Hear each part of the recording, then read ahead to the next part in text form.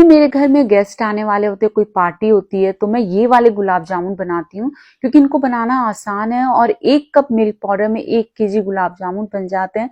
अगर आपने कभी भी गुलाब जामुन नहीं बनाया तो एक बार इस तरीके से बनाइएगा, पहली बार में बिल्कुल परफेक्ट गुलाब जामुन बन करके तैयार होंगे और घर में बहुत सस्ते में ये गुलाब जामुन बन जाते हैं। तो चलिए दोस्तों, ये गुलाब जामुन बना लेते हैं। इसको बनाने के लिए कढ़ाई में आपको 1 कप दूध लेना है और अब मैं इसमें डाल रही हूँ मिल्क पाउडर। तो मिल्क पाउडर मैं इसमें 1 कप डाल रही हूँ।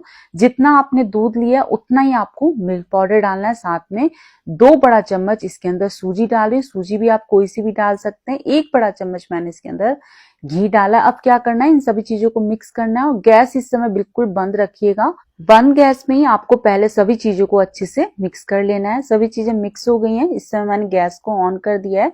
गैस की फ्लेम को मैंने मीडियम रखा हुआ है। तो हमें मीडियम फ्लेम पर हल्का गाढ़ा होने तक पका लेना है। तो अब देखिए ये गाढ़ा होना शुरू हो गया है। तो इस समय आपको क्या करना है, गैस की फ्लेम को लो कर देना है ताकि ये नीचे की साइड से जले नहीं और इसे गाढ़ा करना है। तो तब तक गाढ़ा कीजिएगा जब तक कि पूरी तरीके से कढ़ाई को ना छोड़ दे।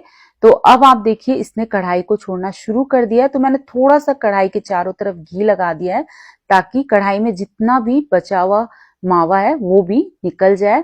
तो देखिए बिल्कुल कढ़ाई भी क्लीन हो गई है और हमारा मावा भी बिल्कुल तैयार है। तो मैंने इसे कढ़ाई से निकाल करके एक बड़े से बर्तन में डाल दिया और इसे एक बार अच्छे से स्पैचुला से या फिर किसी भी चम्मच से मिक्स कर लेंगे और इसे ठंडा होने के लिए रख देंगे। तो जब तक ये हल्का सा ठंडा हो रहा है हम चाशनी तैयार करेंगे। तो कढ़ाई में मैंने 1.5 कप चीनी डाली है और अब मैं इसके अंदर 1.5 कप पानी डाल रही हूँ। तो जितनी आप चीनी लेते हैं उतना ही आपको पानी डालना है क्योंकि जो गुलाब जामुन की चाशनी होती है वो पतली होती है और अब हमें बीच बीच में चलाते हुए चीनी के घुलने तक पका लेना है। तो इस समय देखिए चीनी पूरी तरीके से घुल गई है। तो मैं इसमें 4 इलायची डाल रही हूँ और अब हमें क्या करना है, इसे 3 से 4 मिनट के लिए उबलने देना है। इसको उबलते हुए 3 से 4 मिनट हो गए। तो चलिए चेक कर लेते हैं। इसकी जो चाशनी होगी हल्की चिपचिपी शहद की तरह होगी। तो ये शहद की तरह चिपचिपी हो गई है। गैस को मैंने बंद कर दिया। अब चाशनी को साइड में रख देते हैं और इधर जो हमने मिक्सचर ठंडा होने के लिए रखा था वो हल्का ठंडा हो गया है। तो एक बार हाथ से अच्छे से मिक्स कर लेंगे। बहुत ज्यादा इसे मसलने की जरूरत नहीं है, बस आप हाथ से अच्छे से मिक्स कर लीजिए। तो जब मैं इसे मिक्स कर रही हूँ तो देखिए हाथ में बहुत ज्यादा चिपक रहा है, यानी इसमें बाइंडिंग की जरूरत है। तो मैं बाइंडिंग के लिए इसमें 3 बड़े चम्मच मैदा डाल रही हूँ। साथ में 1 छोटा चम्मच मैंने इलायची का पाउडर डाला है और अब हम इसके अंदर बेकिंग पाउडर डालेंगे।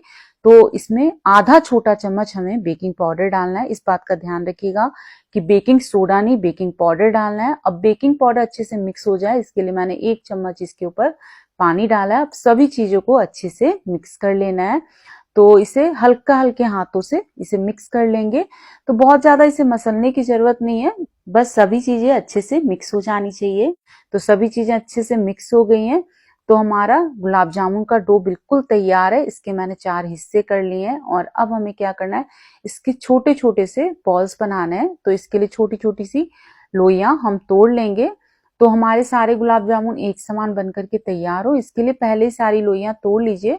और लोइयों को तोड़ने के बाद आपको इस तरीके से हाथ में एक एक लोई को लेना है, हल्का सा हथेलियों के बीच रख करके प्रेस कीजिए, उसके बाद उसे रोल कीजिए। तो बिल्कुल स्मूथ बॉल्स बन करके तैयार होंगे। इस बात का ध्यान रखिएगा कि इसमें क्रैक्स बिल्कुल नहीं आने चाहिए। तो देखिए सारे बॉल्स बन करके तैयार है। तो चलिए अब हम फ्राई करेंगे। इनको फ्राई करने के लिए तेल मैंने पहले से गर्म होने रख दिया था। तो सबसे पहले एक छोटा सा बॉल को फ्राई करके देखेंगे। तो डालने के बाद देखिए इसमें हल्के हल्के से बबल्स आ रहे हैं, यानी कि तेल हमारा बिल्कुल परफेक्टली गर्म है। और अब देखिए तैर कर ऊपर आ गया, बिल्कुल फटा नहीं है, बिखरा नहीं है, यानी कि हमारा गुलाब जामुन का मिक्सचर बिल्कुल सही बना है। तो मैंने कुछ बॉल्स को प्लेट में निकाल लिया था ताकि एक साथ हम डाल सकें। तो इस तरीके से एक साथ डालिएगा और कढ़ाई को आपको हिला देना है। तो आप देख सकते हैं हल्के हल्के से बबल्स आ रहे हैं। तो बिल्कुल तेल इतना ही गर्म होना चाहिए और गैस की फ्लेम को आपको मीडियम रखना है। तो अब आप देख सकते हैं सारे जो बॉल्स हैं वो ऊपर फ्लोट करके आ गए हैं। तो इस समय आपको चम्मच से इसे लगातार चलाते हुए फ्राई करना है ताकि बिल्कुल इनका एक समान गोल्डन ब्राउन कलर आ सके। और अब ये हल्के से फ्राई हो गए हैं। तो अब आपको क्या करना है, गैस की फ्लेम को लो करना है और लो फ्लेम पर इसे फ्राई करना है जब तक कि इसका डार्क गोल्डन ब्राउन कलर ना आ जाए। अगर आप इसे लो फ्लेम पर फ्राई नहीं करेंगे तो अंदर से कच्चे रह जाएंगे। तो इस बात का ध्यान रखिएगा। तो एक बैच बैच को फ्राई करने में आराम से 8 से 10 मिनट लग जाते हैं। तो अब आप देखिए इनका डार्क गोल्डन ब्राउन कलर आ गया है, साइज में भी ये फूल करके डबल हो गए हैं। तो ये बिल्कुल अच्छे से फ्राई हो चुके हैं, तो मैं इसे निकाल ले रही हूँ। और आपको इन गुलाब जामुन को निकालने के बाद डाल देना है चाशनी में। तो इसके लिए इस समय जो चाशनी है वो गर्म होनी चाहिए। अगर आपकी चाशनी ठंडी हो गई है तो उसे पहले गर्म कर लीजिए, उसके बाद इन बॉल्स को डालिए। तो मैंने सारे बॉल्स फ्राई करके इस चाशनी में डाल दिए हैं, लेकिन जब मैंने और बॉल्स फ्राई किए तब तक चाशनी ठंडी हो गई थी। तो इस समय आपको क्या करना है, गैस पर रखना है इस कढ़ाई को और चाशनी में एक उबाल आने देना है। जब एक उबाल आ जाए तो गुलाब जामुन को थोड़ा अलट पलट दीजिए, गैस को बंद करिए और इसे ढक करके आधे घंटे के लिए छोड़ दीजिए, ताकि गुलाब जामुन के अंदर तक पूरी चाशनी चली जाए। और जब हम इस तरीके से चाशनी को गर्म करते हैं तो क्या होता है कि गुलाब जामुन को चाशनी में बहुत देर रखने की जरूरत नहीं पड़ती है। तो सिर्फ आधे ही घंटे हुए थे और गुलाब जामुन हमारे बिल्कुल खाने के लिए तैयार है। बहुत ही सॉफ्ट, बहुत रसीले गुलाब जामुन बने। आप इसे गर्मा गर्म भी खा सकते हैं, ठंडे करके भी खा सकते हैं। तो फ्रेंड्स, अगर आपको गुलाब जामुन की रेसिपी पसंद आई हो तो प्लीज लाइक शेयर सब्सक्राइब करना ना भूलें।